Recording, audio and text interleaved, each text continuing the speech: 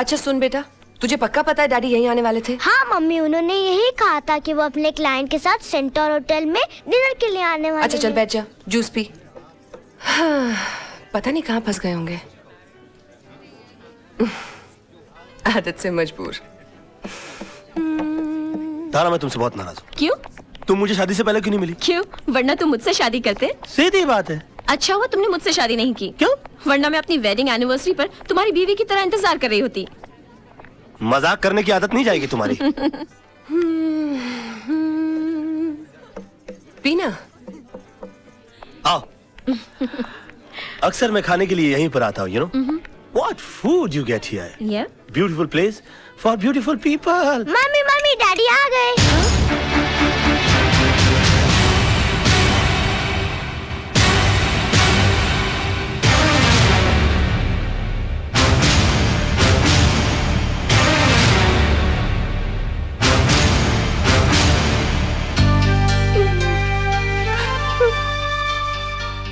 चल। सुनिए, अरे मैडम तो चली गई, इस केक का बिल कौन भरेगा? बिल मेरे नाम का फटा है भैया, तो मैं ही भरूंगा। हाय डैडी। कौन थी वो? तारा। कौन तारा? चड्डा की बीवी। चड्डा? कौन चड्डा? तुम चड्डा को नहीं जानती? मेरा क्लाइंट। तो क्लाइंट की बीवी का इस तरह सबके सामने हाथ पकड़कर क्या कर रहे थे आप? तो तुमने तो मेरा सिर्फ हाथ उसके हाथ में देखा, उससे पहले मेरा हाथ उसकी कमर में था। क्या? हाँ, और उससे कुछ देर पहले जबरदस्ती पकड़कर मैंने उसे अपने गाड़ी में ढकेल दिया। बेटा अंदर जा। अंदर नहीं जाएगा वो। अब जब उसने सब कुछ सुन ही लिया है, तो पूरी सच्चाई गौर से सुनेगा हमारा चिंटू। सच्चाई? हाँ, सच्चाई जिसका तुम्हें पता नहीं। तारा और चड्डा साहब एक दूसरे को बहुत प्यार करते थे, हमारी तरह। उन दोनों की भी लव मैरिज हुई, हमारी तरह। मगर तारा का नसीब अच्छा नहीं है, तुम्हारी तरह, क्योंकि उसका पति बेवफा निकला। तारा ने चड्डा साहब को रंगे हाथों सेक्रेटरी के साथ पकड़ लिया। बात डिवोर्स तक पहुंच गई, और मैं नहीं चाहता था कि हमारे मैरिज एनिवर्सरी वाले दिन किसी का डिवोर्स हो जाए। वो इसलिए कि तारा के भी तो छोटे छोटे बच्चे हैं। चिंटू जैसा बेटा है, एक छोटी सी बेटी है जो ठीक से मम्मी पापा भी नहीं बोल सकती। अब तुम बताओ, अच्छा लगता है दो मासूम बच्चे माँ बाप की वजह से आपस में बट जाएं? मैंने जबरदस्ती तारा को गाड़ी में बैठाया और हाथ पकड़कर चड्डा साहब से सेटलमेंट कराने के लिए मैं होटल में आया। अब मुझे क्या मालूम था कि पराई आग को बुझाते बुझाते मेरे खुद के हाथ जल जाएंगे, और अपने बेटे के सामने उसकी माँ की अदालत में हम मुजरिम करार कर दिए जाएंगे। ये तो वही बात हुई कि मैं किसी का केस सॉल्व करने के लिए गया और मेरी जिंदगी का केस खराब हो गया। I mean, this is ridiculous, सोना। I'm sorry. I'm sorry पापा। मुझे आप पर शक नहीं करना चाहिए था। कोई बात नहीं, इसे पता लगता है कि तुम मुझसे कितना प्यार करती हो। ये सब पॉजिटिव बात नहीं। Come on, let's go. Let's go out. Let's have a blast. क्यों बे?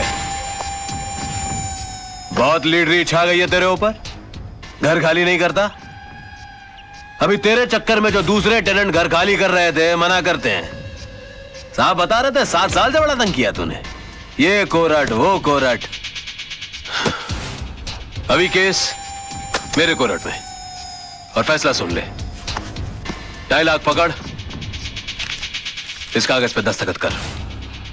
भाई साहब, अब ये केस हाई कोर्ट में है, जो कोर्ट फैसला करेगा वो हम मंजूर कर लेंगे। मतलब मेरा बात नहीं मानेगा तू? देखिए, ये मामला इनके और मेरे बीच है, आप बीच में न पड़े तो अच्छा। मात्रे, तेरे को मालूम है तू किससे बात कर रहा है? अबे तेरे को मरने से डर नहीं लगता क्या साले? ले ले ले ले, नहीं तो ये 2.5 लाख भी नहीं मिलेगा, समझा? हमें घर के बदले घर चाहिए, नहीं तो जो कोर्ट फैसला करेगा वो हम मानेंगे। अबे जाने दे इसे, कोर्ट में मिलेंगे हम। जा।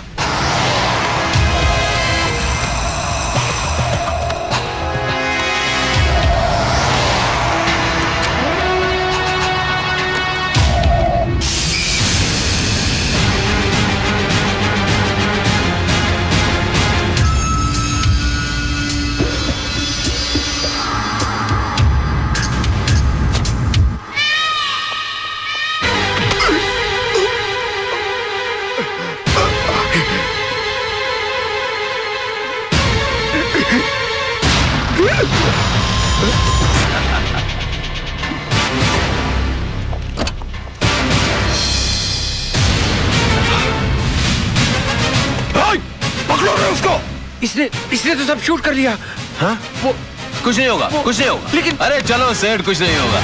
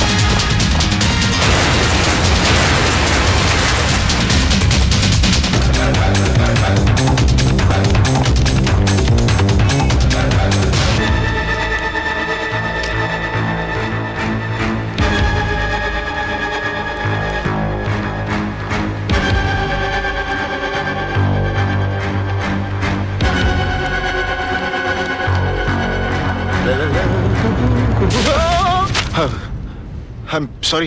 It's okay. ये कौन है? इसका नाम रजत है। रजत, हाँ, राइट। अरे रजत,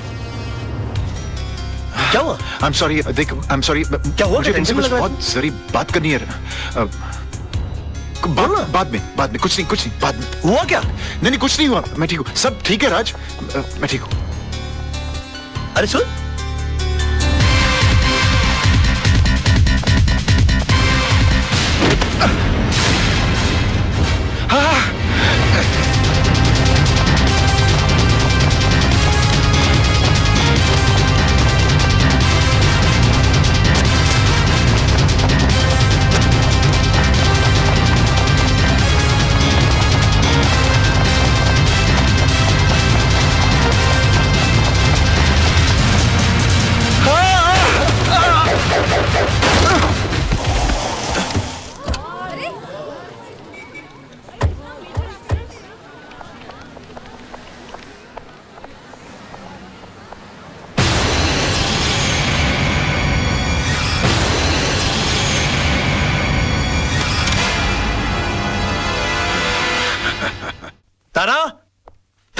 Coming.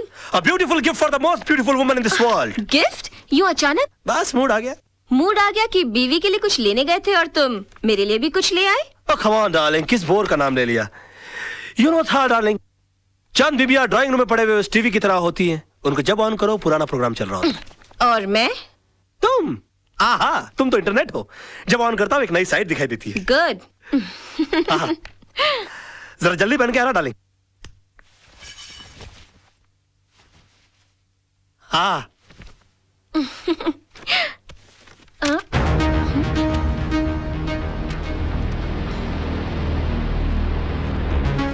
राज, ये कैसेट किसकी है? कैसेट? कौन सी कैसेट? भाई इसके अंदर कुछ भी नहीं है। 3 बार आगे पीछे करके देख लिया, कैसेट एकदम खाली है।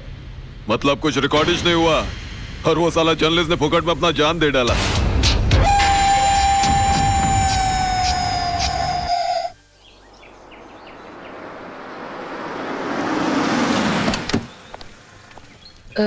भाई साहब, कविता मात्रे का घर कहाँ है? वो वहां से तीसरा रूम।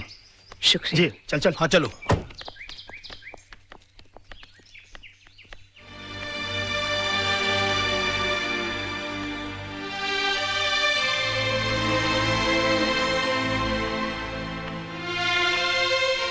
बैठो। कविता, घबराओ मत, मैं हूं ना तुम्हारे साथ। तुम्हें तुम्हारे घर से कोई नहीं निकाल सकता। राज लड़ेगा तुम्हारा केस। मैं तुम्हारे पति के कातिल को सजा जरूर दिलवाऊंगी। तुम्हें इंसाफ जरूर मिलेगा।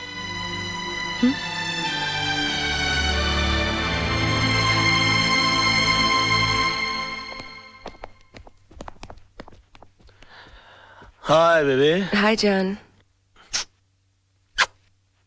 बैठो ना, मुझे तुमसे कुछ बात करनी है। क्या बात है, बड़ी सीरियस लग रही हो आज। तुम्हें मेरे लिए एक केस लड़ना है। एक केस? ये जितने केस लड़ रहा हूं तुम्हारे लिए तो लड़ रहा हूं मैं। नहीं नहीं, पहले वादा करो कि ये केस न सिर्फ लड़ोगे, जीतोगे भी। अच्छा समझो तुम जीत गई। बोलो आगे। पूछो तो सही, किसका केस है? हाँ किसका केस है, बोलो। कविता के हस्बैंड का केस, उसके मर्डर का केस। ये कविता के हस्बैंड के मर्डर का जो केस है, उसका जिम्मा तो कालरा के छोटे भाई पर है ना? हाँ, और पिछली बार अगर तुमने उसे नहीं छुड़ाया होता तो शायद आज कविता के निर्दोष पति जिंदा होते। मैंने कविता को इंसाफ दिलाने का वादा किया है। तुम मेरी कसम खाकर कहो कि मेरा ये वादा तुम पूरा करोगे। करोगे ना?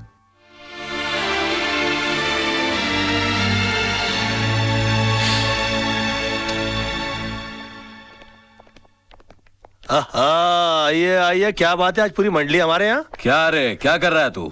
मरने का तेरे को? राज, ये क्या कर रहे हो? कालरा भाई के खिलाफ केस लड़ने जा रहे हो? कालरा भाई ने तुझे लाइफ में इतना बड़ा चांस दिया, इतना सपोर्ट किया, इसका ये रिटर्न दे रहा है तू? तू कविता को इंसाफ दिलाएगा? तेरा इंसाफ हम कर देंगे। 2 गोली डाल देंगे। तेरा केस कौन लड़ेगा फिर? यार आप बंदूक और तलवार ही इस्तेमाल करना जानते हो कि कभी कभी दिमाग भी इस्तेमाल करोगे? ये केस मैं नहीं लड़ता तो कोई और लड़ लेता और जीत भी जाता शायद, क्योंकि पब्लिक की सिंपैथी तो उस औरत के साथ है। ये तो आपकी तकदीर अच्छी है कि केस मैं लड़ रहा हूँ। कालरा साहब, आपके भाई मेरे भाई की तरह है। मैं बोला उसको कैसे फांसी के फंदे पे चढ़ा सकता हूँ? मैं जानबूझकर ये केस हार जाऊंगा। बस फर्क इतना होगा कि आज तक मैंने केस जीतने की फीस ली है आपसे, पहली बार केस हारने के पैसे लूंगा। देखा भाई, मैंने कहा था ना कि जरूर कोई कमाल का पपलू लाया होगा ये छोकरा। अरे हम लोग सोच भी नहीं सकते, इतनी लंबी प्लानिंग करके बैठा है ये। फैंटास्टिक। मान गए गुराना। ये इसको अंदर रख लीजिए आप अपने। आई एम सॉरी राज, मैं जरा अपने भाई के इमोशन में बह गया था। Never mind, it's okay. I am sorry. दिल पे नहीं लेना भाई। Take care.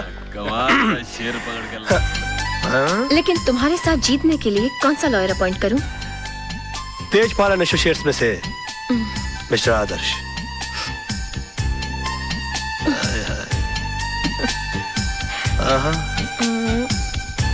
अच्छा तो ये लो।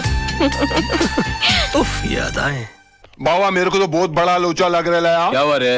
अरे राज और आदर्श के बीच में 36 का आंकड़ा है यार। राज और आदर्श आपस में एक दूसरे को नीचा दिखाने के लिए एक से एक टिप्पस लड़ा रहे हैं। राज ने यहाँ तक कि आपके भाई का केस है ना आदर्श को भी दे दिया। मेरे को तो पूरी दाल काली लग रही है। बात करके देखो आप।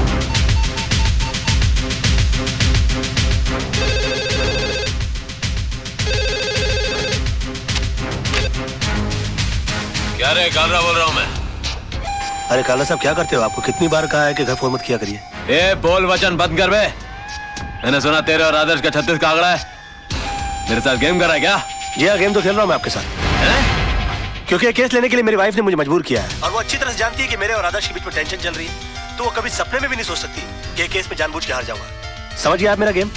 जरा बड़े हो गए हम बच्चे आपके, जरा हमारा ख्याल रखा करिए प्लीज। है आगे से प्लीज है। दिमाग है वो बंदे में, दिमाग तो है।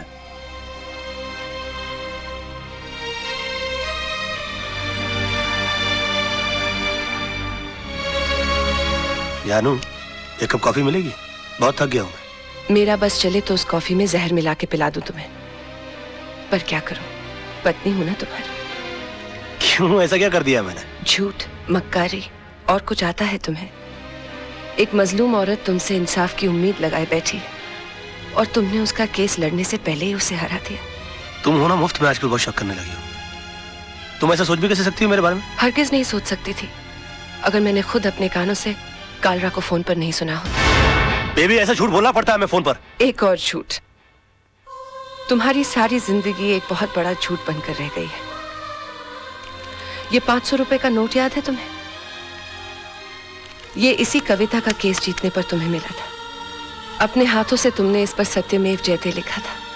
तुम ही कहते थे ना, सच्चाई के लिए हर चीज छोड़ी जा सकती है, लेकिन किसी चीज के लिए सच्चाई को नहीं छोड़ा जाता। और आज पैसों के लिए तुम सिवाय झूठ के और कुछ नहीं बोलते।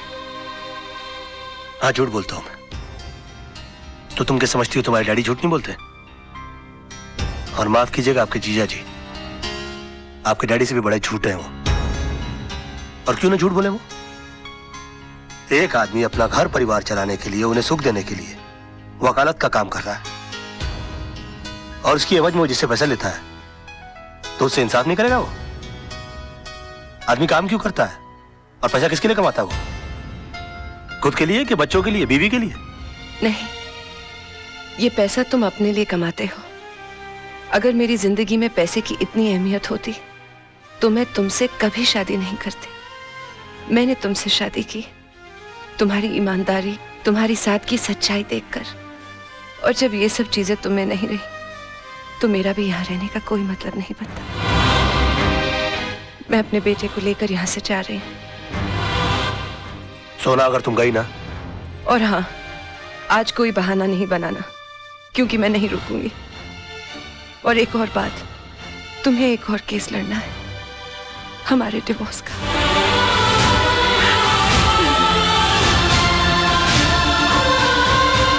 सोना, बेबे, जानू,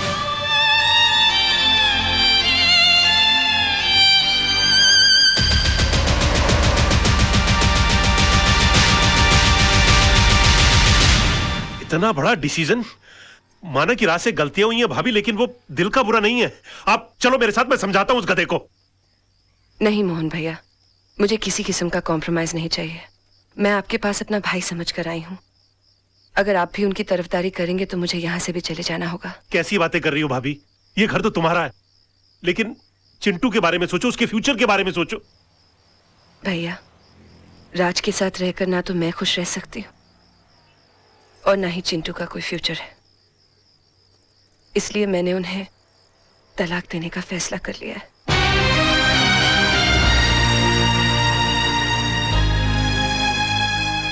अंकल, ये तलाक क्या होता है? बेटे, भगवान ना स्वर्ग से जोड़े बनाकर धरती पे भेजता है, और इंसान उसे तोड़कर जो पाप करता है ना, उसे तलाक कहते हैं। अंकल, अगर मेरे मम्मी पापा अलग हो जाएंगे तो मैं किसके पास रहूंगा? बेटे, ये तो कोर्ट फैसला करेगा कि आप पापा के साथ रहोगे या मम्मी के साथ। कोर्ट मुझसे नहीं पूछेगी कि मुझे किसके साथ रहना है? पूछेगा ना। तब तो मैं बोल दूंगा मुझे मम्मी पापा दोनों के साथ रहना है। तब तो तलाक नहीं होगा ना? ऐसा नहीं होता बेटे। और फिर तुम्हारी मम्मी भी तो नहीं चाहती कि पापा के साथ रहे। क्यों? तुम्हारे पापा के झूठ से तंग आ चुकी हैं वो। अंकल, अगर मेरे पापा झूठ बोलना छोड़ दे तो मम्मी पापा को छोड़ के नहीं जाएगी ना? शायद बेटे।